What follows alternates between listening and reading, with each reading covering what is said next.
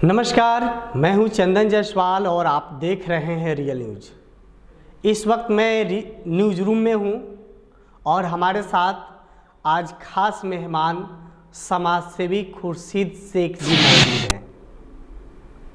इनसे हम बात करेंगे चुनावी मुद्दे पे। बिहार विधानसभा चुनाव समाप्त हो गई है, नतीजे आ चुके हैं। इसके बाद खुर्शीद शेख जी हैं अपनी बातों को रखने के लिए हमारे चैनल में मौजूद हैं। हम इनसे बात करेंगे आखिर क्या बात हो गई। तेजस्वी यादव ने दावे किए थे कि अगर मेरी सरकार बनती है तो मैं 10 लाख युवाओं को मैं नौकरी दूंगा। कहाँ चला गया वो वादा? जी, मैं आपके रियल न्यूज़ का बहुत बहुत शुक्रिया अदा करते हैं और तहे दिल से मुबारकबाद देते हैं। आप ये मत कहिए कि उनकी सरकार बनी नहीं है, सरकार हमारी बनेगी। ठीक है, आरजेडी की सरकार बनेगी और 10 लाख लोगों को जो नौकरी देने के लिए कहे हैं वो पूरा होगा और मिलेगा। किस दावे के साथ आप कह रहे हैं? देखिए, हम जान रहे हैं कि आपने देखा है कि एबीपी न्यूज़, आज तक ये सब ने सर्वे कर दिया था कि हाँ आरजेडी की सरकार फुल बहुमत से बन रही है। ठीक है, तो समझिए कि एकदम वो सही बात है, सही बात भी था।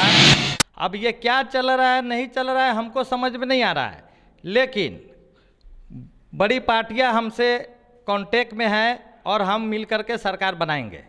ठीक है, और जो 10 लाख लोगों को नौकरी देने के लिए जो कहे हैं तेजस्वी जी, वो देंगे और उनका ये सपना पूरा होगा और हमारे तेजस्वी जी बिहार के मुख्यमंत्री बनेंगे। कैसे देंगे? आखिर तो उनकी सरकार बनने नहीं जा रही है। एनडीए ने 125 सीट लाई है और आपके आरजेडी ने 110 सीट लाया है। क्या लगता है कि आरजेडी की बहुमत हो पाएगी? जी, कुछ भी हो जाए सरकार तो हम बनाएंगे। ठीक है, हमारी सरकार बनेगी और हमने आपको कहा है कि बड़ी पार्टियां हमारे साथ में है, उनको ले करके सरकार हम बनाएंगे और तेजस्वी जी मुख्यमंत्री बनेंगे। इसमें कोई शक नहीं है। और अभी तक का तो क्लियर भी नहीं हुआ है। अभी भी कई जगह पर सुनने में आ रहा है कि गिनती चालू है। ठीक है, कुछ भी हो सकता है, हम खुलसर सरकार भी बना सकते हैं, ऐसा कुछ नहीं है। हम सीधे रुख करते हैं आपके ढाका विधानसभा क्षेत्र में। आप ढाका के निवासी हैं और पता चला है कि आप पूर्व विधायक फैसल रहमान जी के आप चाचा हैं। क्या? जी, एकदम। किस नाते से आप उनके चाचा लगेंगे? देखिए, हमारे मोतूर रहमान भैया हुए, वो 2 भाई थे, जिनका एक का नाम अतिउर रहमान है, वो उनके सगे चाचा हुए।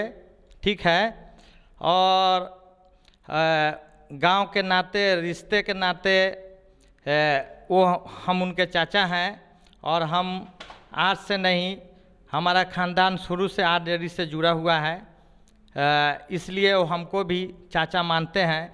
और पहले तो चाचा बोलते थे, अब हमने उनको बेटा बना लिया है मोतूर रहमान भैया के मरने के बाद। ठीक है, पता चला है कि चुनावी दंगल में आप भी आ रहे थे, आपने भी शायद नॉमिनेशन के लिए पर्चा दाखिल किया था। फिर बाद में पता नहीं आप लोग के बीच क्या बात हुई जो आप बैठ गए चुनावी। जी, वो उस बात को छोड़िए। जब हमारा बेटा ऑलरेडी विधायक था तो हम कैसे खड़ा हो सकते थे? ये सवाल आपको पहले सोचना चाहिए था ना। जी, ये बात सही है कि ये पहले सोचना चाहिए था, लेकिन यहाँ जो हमने प्रवासी मजदूर को भेजा, वो लोग बॉम्बे में जितना सेफ थे, खाने पीने से लेके महाराष्ट्र सरकार ने जिस तरह का इंतज़ाम किया था, वो इंतज़ाम इस तरह का बिहार में जो बीजेपी की सरकार थी तो कोई सहायता यहाँ नहीं मिला। उस बिना पर प्रवासी मजदूर लोगों ने कहा कि आप है ना इलेक्शन लड़िए, ठीक है। तो हमने उनको समझाया परेशान होने की ज़रूरत नहीं है कि हम आ रहे हैं बिहार में, सब ठीक हो जाएगा। अच्छा, इसका मतलब ये है कि जो लोग प्रवासी मजदूरों के बातों पे आपने चुनावी मैदान में उतरा, लेकिन बाद में कुछ ऐसे डिसीजन हो गई आप दोनों के बीच में, चाचा भतीजे के बीच में, इसलिए शायद आपको बैक आना पड़ा। अच्छा, एक और सवाल का जवाब बताइए आप हमको। जैसे बिहार विधानसभा चुनाव की तैयारी काफ़ी जोरों पे हर पार्टियां, हर उम्मीदवार अपने अपने तरीके से कर रहे थे जी। पूर्व विधायक फैसल रहमान जी ने भी काफ़ी ज़्यादा मेहनत किया, क्यों हार का सामना क्यों करना पड़ा उनको, क्या कमी रह गई? जी देखिए, हम लोग जीत रहे थे और हर जगह हमारे गांव का खुद मसला है कि 3 बजे के करीब प्रशासन इतना टाइट हो गया और इतना मारा सब लोगों को, ठीक है, जिसमें सब लड़के हमारे गांव में भी है, हम आपको सबका चेहरा भी दिखाएंगे, ठीक है। इतना मारा सबको, दौड़ा दौड़ा करके मारा, हर बूथ पे जा करके डिस्टर्ब। क्यों मारा? अब क्या वजह है क्यों मारा, ये तो हम खुद नहीं समझ पा रहे हैं। कोई अगर गलत करता है तो मारे तो सही बात है, बेवजह सीधा गया और मारना चालू कर दिया। उससे औरत लोग और लड़के लोग डर गए। ये डर के वजह से ना बूथ पे नहीं जा पाए, समझ में आया। हर जगह हर बूथ पे हमारे सफी गांव में, झिटकाई गांव में, हर जगह पे उन लोगों ने इस तरह डंडा चलाया कि हर आदमी डर के वजह से बूथ पे नहीं जा सके, नहीं तो आज हमारा ये नतीजा नहीं आया होता। और ये मसला एक जगह का नहीं है, हम तो सफी गांव में थे, ठीक है, सफी गांव का देखे हैं, बाकी बहुत जगह से रिपोर्ट आया है, तब वो लोग कह रहे हैं तो ये जानबूझ करके इस तरह किया गया है नहीं। लेकिन अगर मान गए ये डराने धमकाने की अगर बात जहाँ तक है, पुलिस अगर डराती है धमकाती है किसी भी लोगों को, तो वो तो डर दोनों दल के लोगों को होनी चाहिए ना, सिर्फ आपके ही दल के लोगों को क्यों डर हो गया? जी बात ठीक है, आपने ये जो कहा है सही बात है, लेकिन वोटर लोग का कहना है कि हम लोग को इतना मार पड़ा है कि हम लोग नहीं जाएंगे वोट डालने। तो हमने उनसे कहा कुछ गलतियाँ किया होगा, तो बोले कुछ गलती नहीं किए हैं, हम लोग नंबर में थे और बाकी लोग जो बाहर खड़े थे वो लोग को मारे, उसके बाद में हम लोग को भी मारना चालू कर दिए, ठीक है, यही बात है। और दूसरा क्या बात है, अब इस डर के वजह से हमने बहुत समझाया सबको, फिर भी जाने को तैयार नहीं था वोट डालने के लिए। फैसल रहमान जी को ये जो चुनाव में ये हार हासिल हुआ है, कहाँ तक उनको ये लगेगा कि हम कहाँ चूक गए, अपने समर्थकों के ये दोष देंगे, यहाँ की ढाका विधानसभा की जनता को ये दोष देंगे?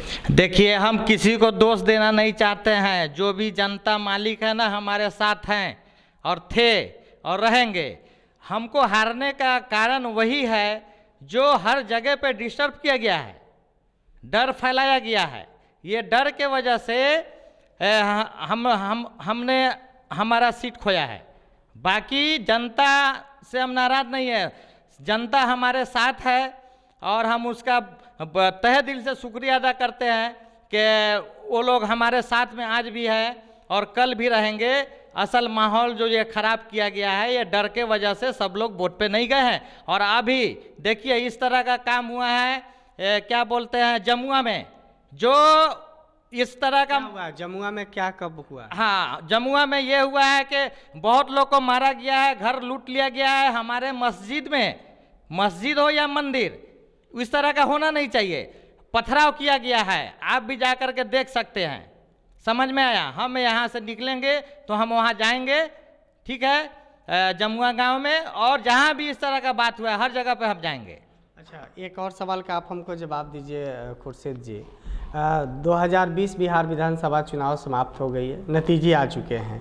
2025 बिहार विधानसभा चुनाव में क्या लगता है, फैसल रहमान जी फिर मैदान में आएंगे या आप आएंगे? जी नहीं, ऐसा कुछ नहीं है। हमारा बेटा ही विधानसभा लड़ेगा, ठीक है, हम नहीं लड़ेंगे विधानसभा चुनाव, हम नहीं लड़ेंगे। कहीं से पता चला है कि आप भी जो है राजनीतिक मैदान में खड़े हुए हैं, क्या बात है, सही बात है क्या ये? जी ये सही बात है कि हम भी मैदान में इसलिए आए हैं कि प्रवासी मजदूर के कहने पर कि आप बॉम्बे में आपका ज़रूरत नहीं है, हमारा कारोबार है वो चलेगा ही, हमारे भाई लोग चलाएंगे और हम भी यहाँ रहेंगे, हमारा बेटा भी रहेगा फैसल रहमान और हम भी रहेंगे, मिल करके दोनों काम करेंगे। और किसी को किसी तरह का तकलीफ या किसी को मतलब कुछ मतलब मायूसी वाला बात जो होता है वो हम होने नहीं देंगे, हर जगह पे पहुँचेंगे। डबल इंजन की सरकार में क्या दम है अभी तक? डबल इंजन की सरकार में क्या दम है अभी तक? कुछ दम नहीं है, सुन लीजिए, कुछ दम नहीं है।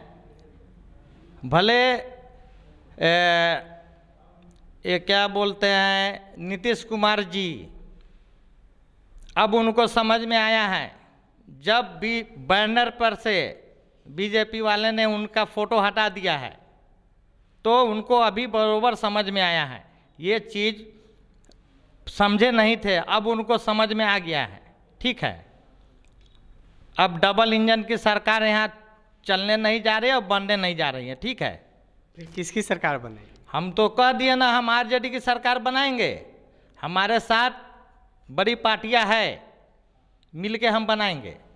एआईएम के जो चीफ हैं ओवैसी जी, क्या आपके आरजेडी के साथ आएंगे क्या? देखिए, उनका बात मत कीजिए। उन्होंने ढाका विधानसभा में टिकट दिया, जो कैंडिडेट 15,000 वोट लेकर के आता था, निर्दलीय लड़ते थे, तो आज हमारे पूरे मुसलमान भाइयों ने उन पे भरोसा भी किया था। तो आज क्या वजह है? बगैर टिकट के जब लड़ते थे तो 15,000 उनको वोट आता था, और आज वैसी जी के पार्टी से आए हैं तो उनको 6,000 या 6,500 वोट मिला है। कि किस पार्टी मतलब किस उम्मीदवार के बारे में आप बता रहे हैं? ओवैसी की जो पार्टी हैं एआईएम, जो एक साथ जो डेमोक्रेसी पार्टी बनाए हैं उपेंद्र कुशवाहा जी के साथ जी, उस पार्टी के जो हैं उम्मीदवार ढाका के राम पुकार सिन्हा हैं, शायद आप उन्हीं के बारे में बात कर रहे हैं। जी, हम उन्हीं के बारे में बात कर रहे हैं कि राम पुकार सिन्हा जी को निर्दलीय लड़ते थे तो इतना वोट लड़ते थे, और आज उनको टिकट मिला है तो इतना वोट क्यों आया? आप खुद समझ सकते हैं कि वो बिक चुके हैं। ठीक है, वो किसके साथ बिके हैं? देखिए, हम नाम नहीं कहना चाहते हैं वो, लेकिन मगर उन्होंने सेटिंग कर लिया था, इसलिए उतना वोट उनको आया है, नहीं तो वो 15,000 से ऊपर से वोट